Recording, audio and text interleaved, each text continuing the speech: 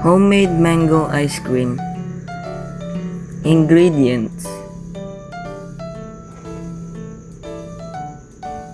1 piece ripe mango for puree, 1 piece ripe mango for toppings, 1 can creme densada, all-purpose cream.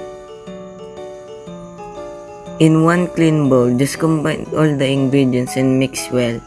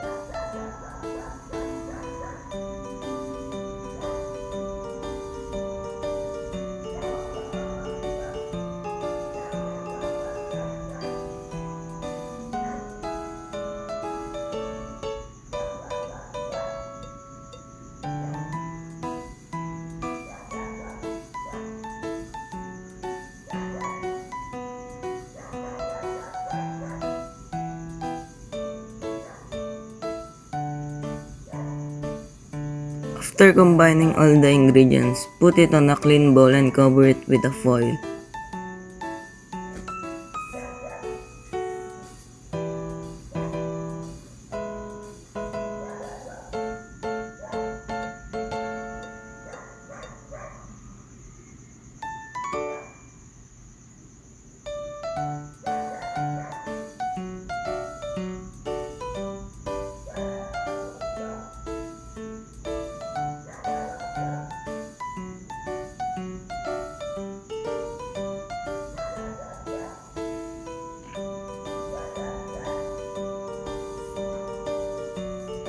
Put it on the fridge for at least 4 hours before serving.